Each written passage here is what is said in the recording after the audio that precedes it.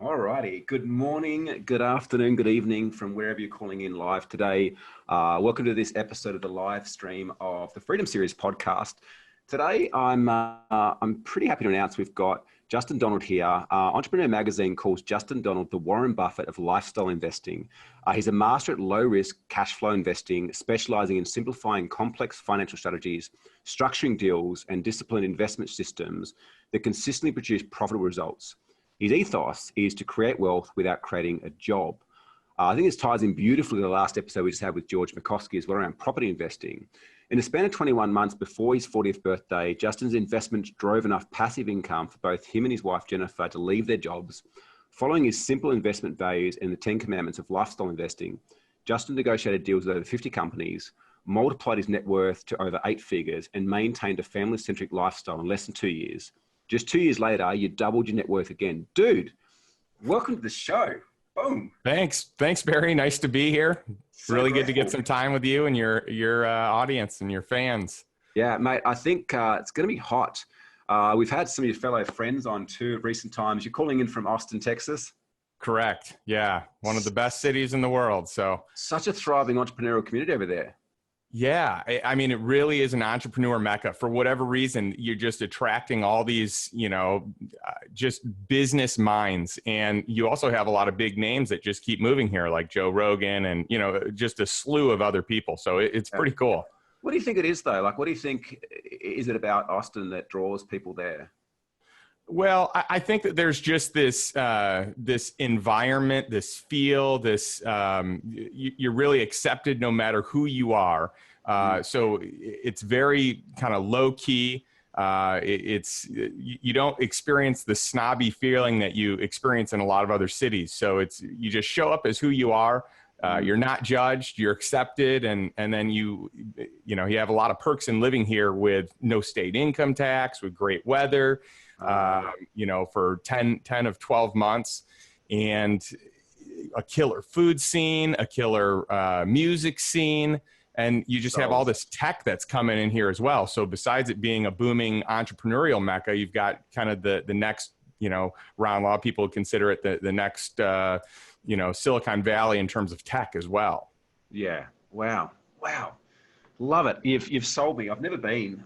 Do love the States, but I'm super keen to go once flights open back up. I've just had some of my best mates too move there recently as well from California. So, mate, let's talk lifestyle investing. And it's interesting. We've been getting a lot of questions the last couple of weeks since we launched the Freedom Series, because I guess there's a lot of uncertainty in the marketplace right now. They're talking that we're at the start of a huge global financial crisis that I think was coming anyway. The COVID just kind of pushed things along a little bit. You've made a name for yourself as the Warren Buffett of lifestyle investing. Like talk me through that. Like what is lifestyle investing? Yeah, sure. So I think you're right on just some of the, what's going on in the financial world, that this was bound to happen, and maybe it's a little more accelerated now, but my whole idea is I don't want to be stuck doing something that I don't want to do. I wanted to create the lifestyle that I desired to have, that my family desired to have. And I just wanted to get beyond the past of trading time for money. So that was the big thing. How do I transition from my time producing the income that gets me by and maintains my lifestyle to having assets that produce income? And that can happen while I'm sleeping. It can happen while I'm hanging out with my family. It can happen when I'm on vacation. That's really what I wanted. I'm okay if my time produces income, if it's something that I want to do, if it's something I'm passionate about. I'll even go so far as to say, if I feel like financially I'm being, the value I'm providing is being reciprocated fairly, in terms of what I would earn. Yeah. But I wanted that to be a choice. I wanted it to be that I get to do it, not that I have to do it. Yeah. And it's amazing what changes. It's amazing the way that I've been able to show up and the ideas that I've had and kind of the different direction that my life's taken since having that freedom. It's liberating, but beyond the liberation, moreover than anything, it's just this new purpose that I can get to do what I want to do. I can choose the path that I want to take. I mean, it really is true ultimate freedom. Yeah. It's so interesting. I talk a lot in my new book around that aspect of liberation. And the really interesting thing is when I started writing, it was in January. I exited my business in December, moved to Bali, started writing the book. And what I wanted to express is around how business owners can create a business that's profitable, purpose-driven, and can work without them. And it was funny writing it, looking back now and touching on what you've said, going through the journey. It was like, at some point in my life, I become financially free. And then the next part was like, I become time free. And over that last kind of 6 months, I experienced a sense of liberation being exited from the business in a way that I was so free to create and innovate, having my team drive things and grow things and doing there. Like I've never experienced anything like it before in my life. But the liberation didn't actually come until 6 weeks ago when I tried to fly back to Bali, place that I call home. And I got locked in immigration for 4 nights because the visa that I had was not right. We later found out it was fraudulent and they wanted to lock me up in jail. And the interesting thing is that while I was in this experience, I've never felt so much peace and calm in my life. And it was peace and calm in a few things. One, knowing that I didn't need to work. I didn't need to be in my business, that was still going on. People were still, clients were still getting served and so forth. But it was almost a sense of liberation that it was like, regardless of that situation, that wasn't going to define me. That was one notch in the journey of my life, but that wasn't the everything. And I think, coming back to what you say, like people have a lot of negative connotations around wealth. And we'll just touch you on like an hour ago in the last episode with George is that like wealth provides the option to make a massive impact in people's lives. Like, where did this kind of drive and desire start for you? Like you've mentioned before, like obviously not, the way that you grew up and so forth, but I guess like, how did you find yourself into this niche, into this place you're in right now? Yeah. And to pile on what you said, wealth really provides optionality. That's it. So I just really, for me, I wanted to get to a place. I'd read a bunch of books, in my younger years, let's say, right after college, that were really influential. One of them being the Rich Dad, Poor Dad series and cash flow quadrants, where Kiyosaki just talks about how do you transition from being, an employee to self-employed to a business owner to an investor. And the biggest perks that come from a tax standpoint are on the business investor side. And then the biggest perks that come from a time standpoint are on that side. And the evolution of that shift, over to me, it just really looked like investor was the place to be. And at the time I was, really starting a new business, and I confused the concept of self-employed and business owner, because I was like, oh yeah, I'm a business owner. But the reality, I wasn't. I was a slave to the business that I had created. I just didn't realize it. I didn't realize that I was, a sole proprietor on steroids, that, I made a good income, but at the same time, I was really handcuffed not only to the income that I made due to the lifestyle that I built, but also the business wouldn't function without me. If you remove me from the business, it's not a business. And so that was really like this aha moment of, hey, I've got to get to a point where I have a business that functions without me. It needs to just, it's like what Robert Kiyosaki says, like if you can remove yourself for a year and it maintains or grows, then you've got a business. That's right. Otherwise, you're a glorified, you got a sole proprietor. Yeah. And it's super high risk too, because something happens and you've got employees, you've got their families relying on you for a paycheck. And it's like, you've got a job and you're struggling to feed yourself in that respect. And this is why, like, I talk about in the book as well. It's like, it's not a matter of getting business to where it can work without you so you don't work. Like the dream of sitting on the beach, drinking margaritas, it's like you get bored pretty quickly, especially if you're a typical A-type personality entrepreneur. But it's around the fact that until you get there, you've got a glorified job, you haven't got choice, super high risk. And equally too, like, I don't know about you, but the last 6 months being in the position I was in gave me a lot of free time to be able to go and help others that weren't in the same fortunate position.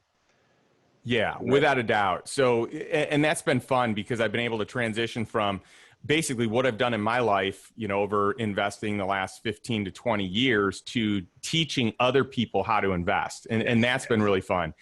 And like you said, you'd started writing your book in January. I also started writing my book in January, maybe the last week of December, but I mean, most of it was really in the month of January. Yeah. And it's really empowering to be in a place where you've achieved something really cool, but you get greater satisfaction from helping other people achieve that same thing, because you know how good it feels, and you know what it can do for them and for their family, and for these people that have kids, for parents that have kids. It's like the time that you can give back to the family and putting your time and energy where it matters most. Yeah, absolutely.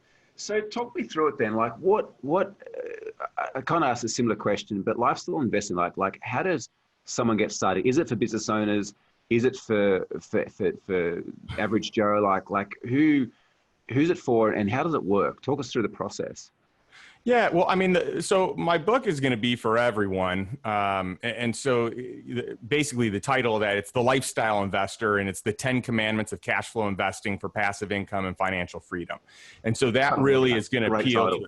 Thank you. It's going to appeal to the masses. And that's my way to introduce some of these concepts. And really, it's a criteria. It's my 10 criteria of what it takes for me to invest in something. If it matches all 10, then it's pretty much a no-brainer for me. And if it, misses some, I need to be a little more critical. But I wanted to get something out that anyone could read, that anyone could have, that anyone could use as a guide when they learn to invest. Because most people, they don't know how to invest. Maybe they invest in their 401k. Maybe they don't even do that. So it's tied to the stock market. You have other people that, maybe feel like they're sophisticated, and so they're angel investing, which to me is like a 0% interest loan into a high risk investment that you don't even know if it's going to work out, and you don't know the time frame that it's going to work out. So it's I don't dislike that style of investing. I just don't know that it should come immediately as a lot of people do. So I really just want to teach people here's how you can invest and not lose money and make a good return. So, that's really exciting to me. And then I'm going to be launching my podcast at the end of the month, which is also called The Lifestyle Investor. And I would imagine it's going to attract more people that are more committed to, investing and actually taking action on some of the things from the book. And I've got a lineup of some really awesome, investors that I'm friends with, and, a slew of people that I'll get in touch with that I just think are going to, they're kind of movers and shakers and thought leaders. And so I'm excited to expose my network, my audience to those individuals. Yeah, amazing. So good. I just want to say welcome. Like if you're joining live from anywhere in the world right now, welcome to the chat. My team's across the different comment sections. So please put your questions in while I'm having this conversation with Justin. We'll get them answered for you. And also hit the like button. Let us know that you're watching. Tag someone in who you think needs to know more about lifestyle investing. What are some examples of some investments, just out of curiosity? Like I know we're not giving financial advice here, and there's obviously a methodology you go through to qualify them being the right investment to make. But what are some of the examples of the investments we're talking about here? Yeah, so there's a slew of them. One of the things that I think is really important to me is not only finding passive income, but then diversifying that passive income just in case something's to happen. Yeah. I'm going to do my best and do due diligence to make sure that I'm making the best investment possible. But what if you have a COVID-19 that shows up and really disrupts your business, something that you could have never predicted? It's nice to have the extra stream. So to me, it's not just loading up in one area. It's getting comfortable. It's getting your expenses covered. So if anything happens with your job, or you're unable to work, or you just choose you don't want to, you're at least covering your expenses. So there are a lot of different ways you can do it, a lot of different investments you can do it. A lot of people like real estate. I'm a big fan of real estate. I've done a lot in I've invested in most asset classes in real estate at some point in time, but not all real estate is made equal, and not all deals are made equal. And so there is, some due diligence that needs to go into that. But I like rental units. I've had a lot of success in mobile home park investing, in multifamily for like apartments, in storage. Those are probably my favorites. In industrial distribution centers and warehouses, those are probably my 4 favorite in the real estate category. But I think franchises can be great. I have some experience there. Orange Theory Fitness is something I'm a big fan of, and you know, I'm an investor in that with a couple of business partners that handle the operations. I think that there are some other really unique investments out there right now. Like just yesterday, I'm part of a group that closed a deal with Pier 1, buying them out of bankruptcy. And we're going to scale them online just like we did with Dress Barn. And so there's just, that to me is kind of like this frontier investment opportunity that, you know, is not even an asset class that at some point could be.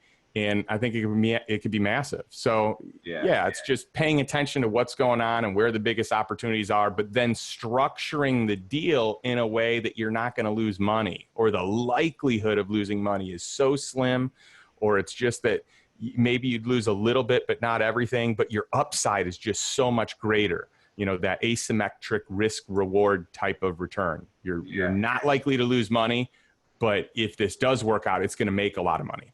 Yeah.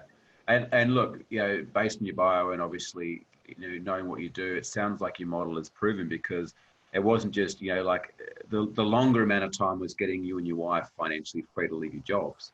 But then where you went from that, which was, it seemed to be taking the most amount of time, to then investing in 50 odd different companies, scaling to 8 figures, that happened in a relatively short period of time.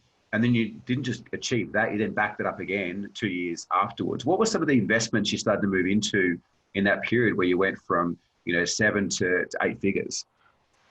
So really, that first wave for me was in mobile home park investing. And I had some other ones as well, but that really was the big opportunity, because I was able to find deals that were undervalued, that cash flowed day one. And then that cash flow would spit off enough money for me to invest in the next one, and or, you know, borrow against it, or, you know, get some sort of you know, basically these banks, you can structure these deals where, because you bought it so far under value and it's appraised to X, you can pull more money out of it and then use that to invest in other assets. So that was really kind of like step one. I mean, when I first started investing, it was more in the stock market, and this was more in my younger years. And I'm not super sophisticated in that. I know enough to be able to make some money, but I also realized really fast it's just it's hard to predict, and you got to be a lot more knowledgeable and have a lot more expertise. And so I just feel like real estate, there's a lot more, let's call it margin of safety, or you can mess a lot more stuff up and still come out okay in having like a physical, you know, hard asset.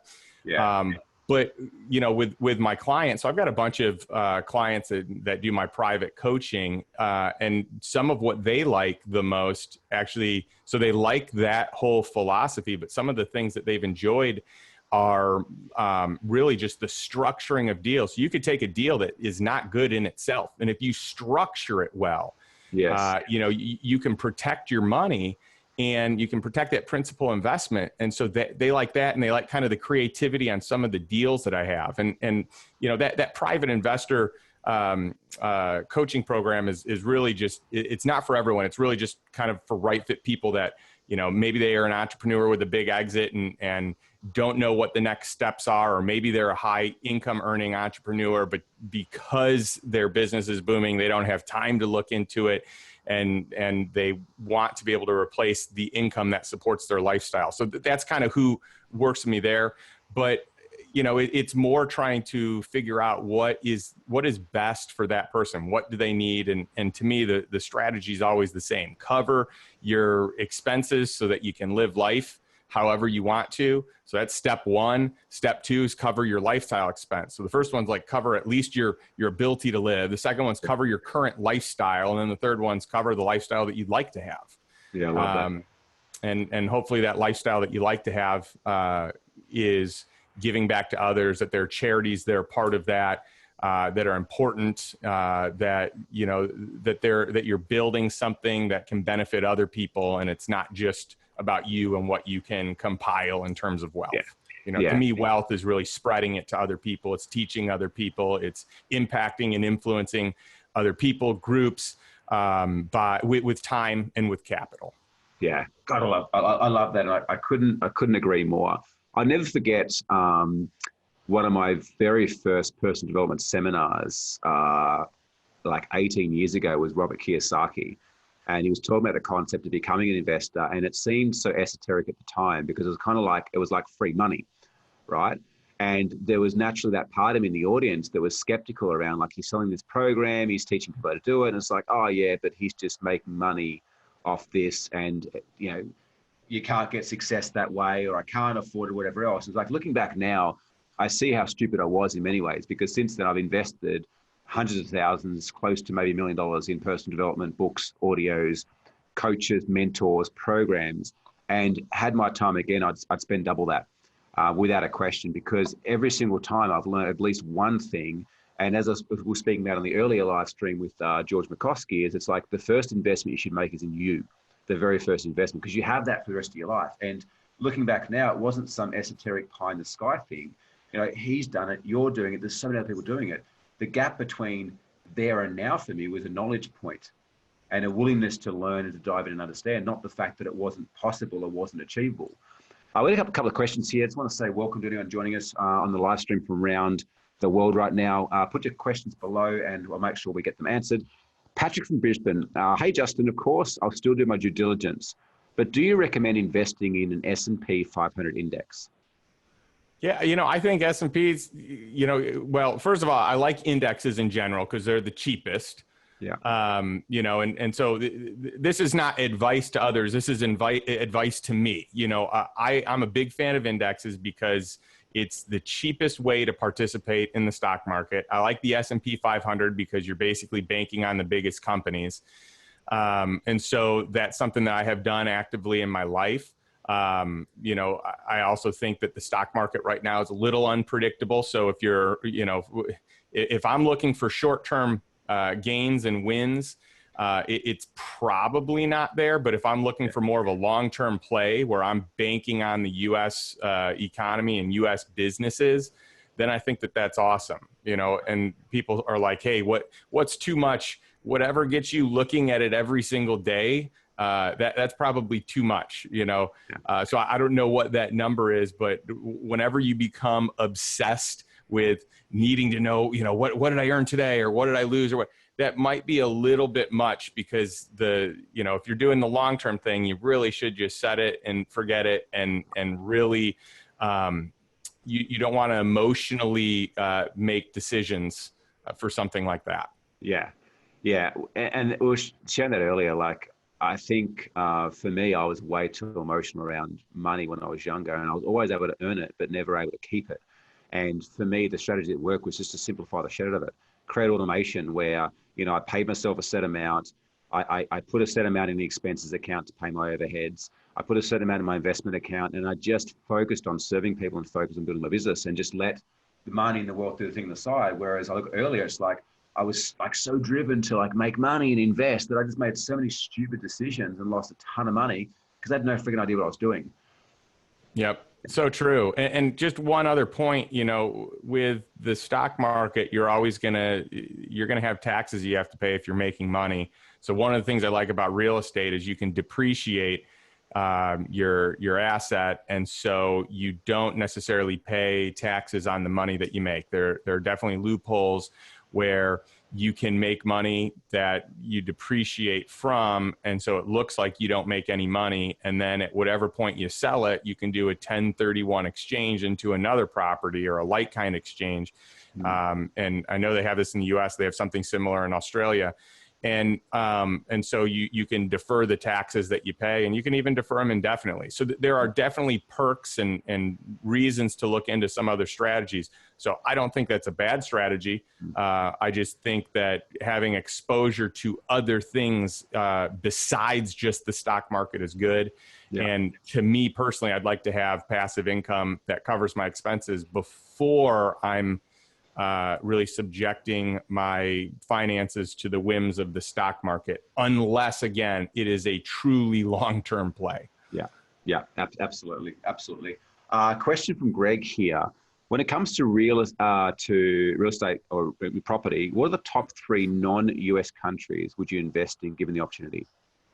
Ooh, that's tough. What I would say is, so what I look for, and I'm not going to do this question enough justice. I'm gonna answer some of it without giving a direct answer, just because I don't feel like I'm qualified enough to answer that. I may leave something out that I don't know about. But what I would say is, I would look for a government that is not corrupt, that can't just come in and take your property. And so there are a lot of places like that. I would look for an area that has a booming influx of people coming in.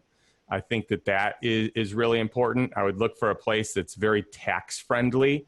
I think that's nice. So, I mean, there are a lot of places, and I would also look for a place where you're below maybe the market.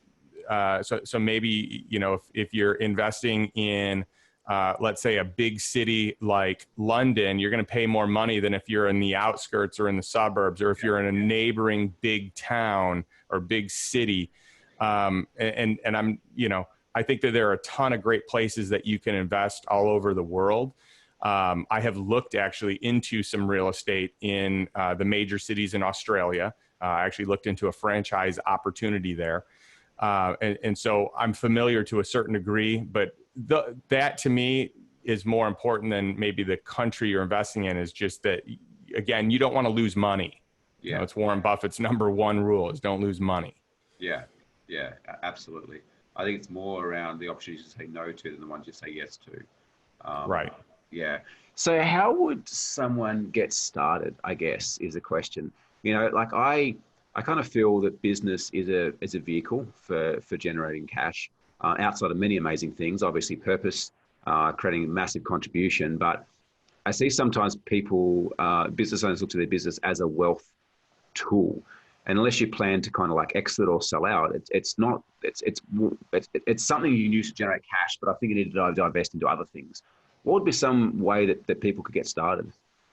Yeah, and I think it really depends where you're at. Usually people are starting their investment, career or path, and they have an abundance of one thing and not the other. So in other words, they have an abundance of time and not money, or they have an abundance of money and not time. Generally, you don't have both of them. Yeah. And generally you probably don't have a lack of either of them. But, so let's say that someone that has an abundance of time, but not an abundance of money. I mean, I really think finding something in real estate probably makes sense. There are a lot of other ways to do it than real estate. But you can use leverage, you can use a bank's money, you can use other people's money. I mean, put it this way, like when I first started, I was like, oh, I don't have enough money to buy this stuff. So why am I even wasting my time looking at it? But now I know that if I find a good enough deal, I can find the money. Yeah. I mean, people are like ready to hand out money if you have a good deal. I didn't get that then. And so it took me longer to get going than it probably should have, because I had this limiting belief that I couldn't afford to do it. Big time. And if you have a lot of money, but not a lot of time, then you want to find things that aren't going to require your money and just find, opportunities that are going to protect the principal investment, but give you some returns. So that could also be in investments. That could be, real estate, private real estate syndications, which I think is a great opportunity, because you can still get some of the depreciation that passes through to the investor level. But I think it could be in some other areas. I mentioned franchises. I think that having, you can invest in software companies. There are a lot of places that you can do that where automation is already there. And so you can buy it for a certain multiple of its EBITDA. And then you can, you can figure out how many years it's going to take you to pay that off. And then it's just profit from there. And it might even cash flow, depending on how you do things and what your other financial situation looks like. You might even get cash flow from it. Yeah. So there are a lot of different, things to consider. Again, investing in anything. So I look at things like even like these brands that we've been buying. Did these brands at one point in time make someone a billionaire?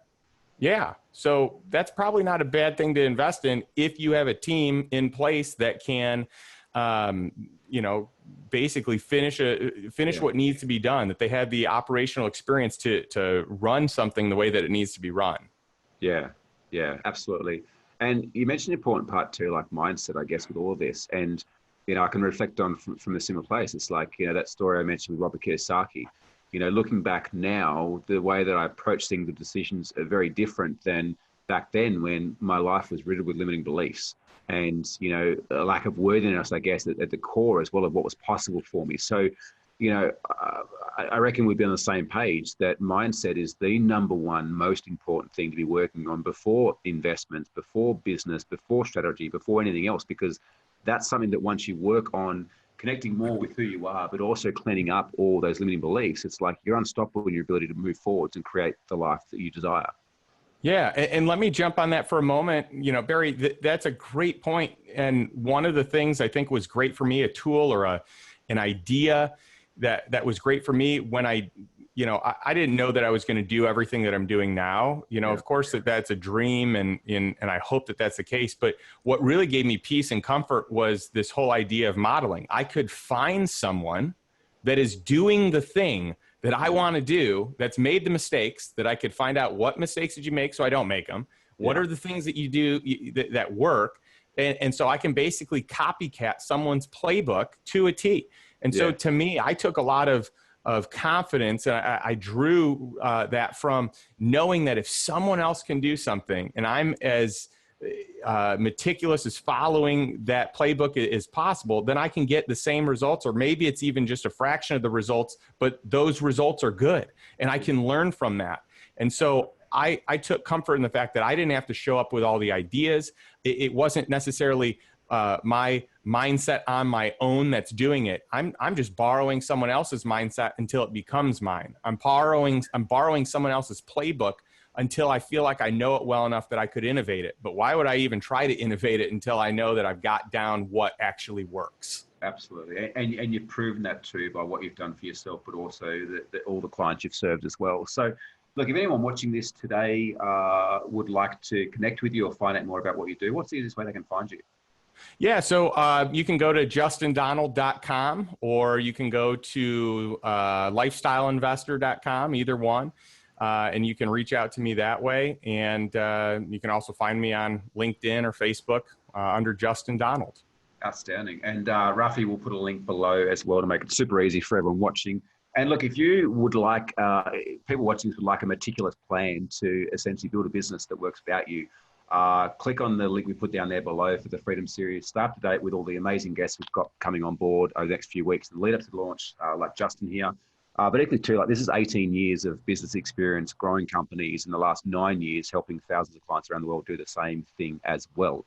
And as you said, like, for the sake of $30 or something, you get 18 years worth of failures and mistakes and hundreds of thousands of dollars invested into education and knowledge, plus the successes in one book. And I think that's the beautiful thing we've got is we can find people that have got the results we want, download their blueprint, download their belief systems. And that's what I love so much about these live streams as well, is that I get to ask amazing questions or great questions to amazing people that allows me to kind of understand how you see the world and how you show up in the world, see where there's similarities, but also see where there's gaps and where I can improve and grow as well. Yeah, without a doubt. I think it's awesome. Yeah. So Justin, I like to always kind of finish up with one question. I'd like to also take the opportunity just to thank everyone who's joined us in this evening from wherever you are. Show us some love by hitting the like button.